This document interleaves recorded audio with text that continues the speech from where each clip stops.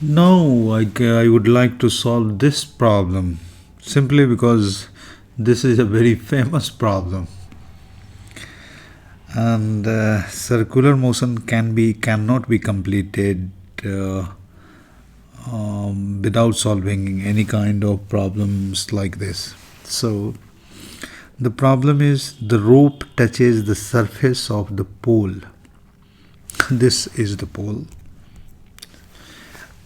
at the length of the arc of the segment with an angle phi. मतलब इतनी दूर पर touch करता है. Okay.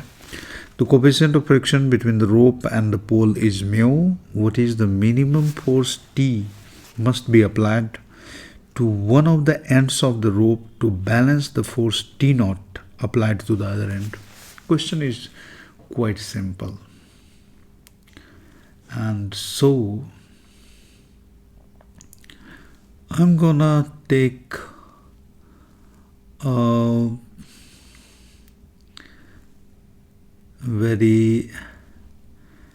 small part. This question can't be solved as it is, so I have to make another pole. Oh, that was fine, that was great. And I would like to consider a very small part, a small arc length, though it doesn't look very small because I have to show it in a picture, so it should be bigger, but it's very small. And to indicate it's very small, I would like to write this angle as d theta, so that both sides of half angles are d theta by 2. And this is the smaller part I am interested in, and I will consider this section of the rope, and I will show forces on it. I know forces are tangent, friction, and normal acting on it. Rope will be experiencing some kind of friction, so rope cannot be massless. It's going to experience some kind of normal here.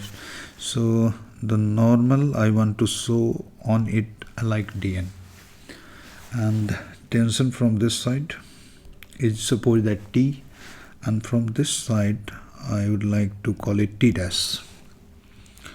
And if friction force I assume in this manner, because I'm pulling it, I'll suppose that friction is this and in this direction, it doesn't matter, and because it is getting pulled in this direction, so to balance the force acting in towards the left, so I have taken it.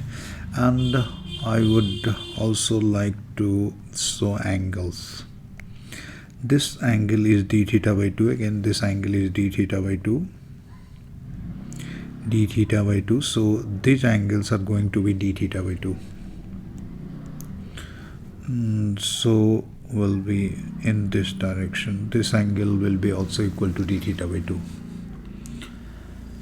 And for the equilibrium of this elementary length of the rope, we can write forces in vector form first, and there are too many vectors, vector t dash, vector df, force of static friction, plus dn, the normal force, and that will all be equal to 0, because our elementary length of the rope is in equilibrium.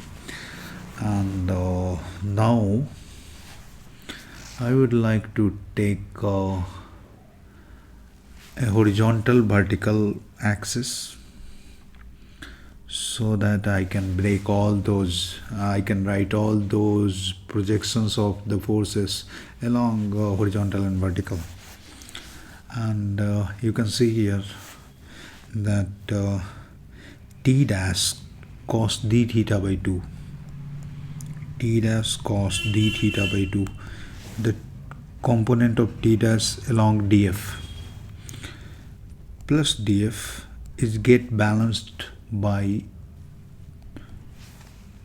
this component of tension, and this is again, this whole angle was d theta, so these half angles are d theta by 2, and this is getting balanced by t cos d theta upon 2.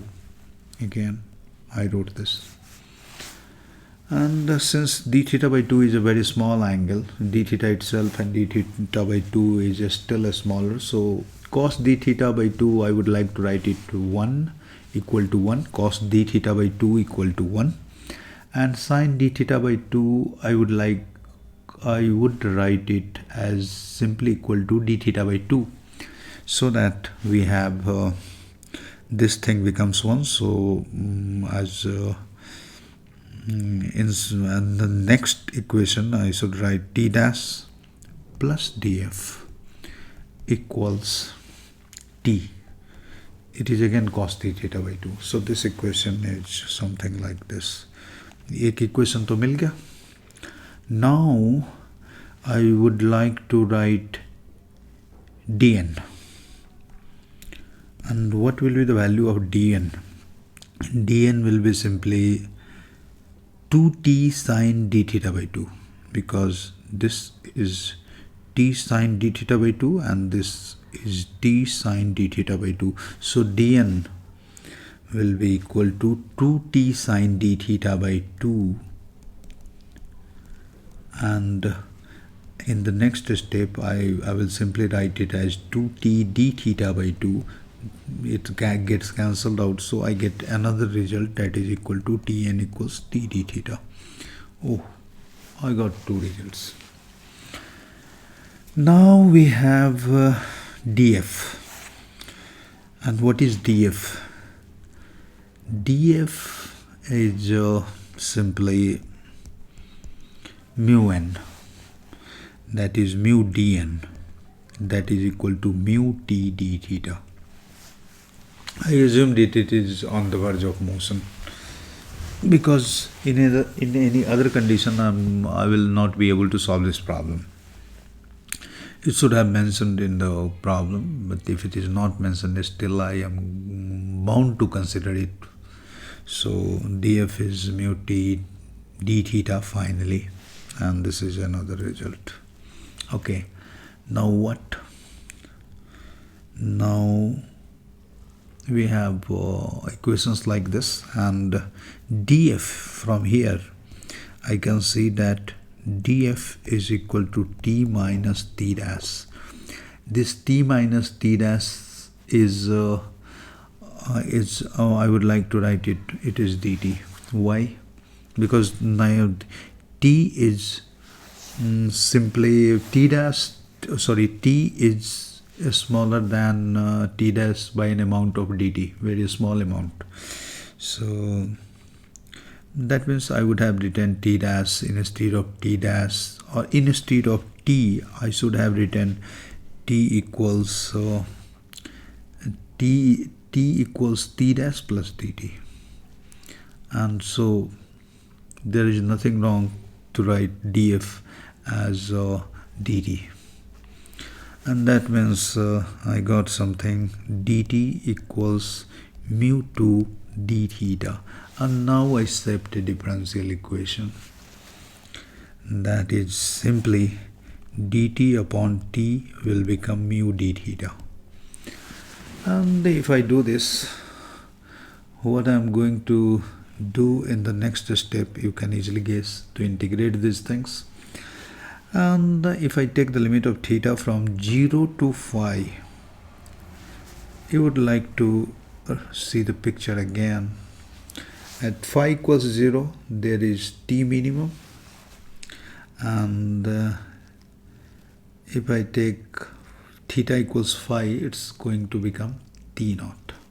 So I got the limits for t from 0 to phi, and it gets here t minimum to t naught. And so next thing I would like to write from the left hand side, that this is ln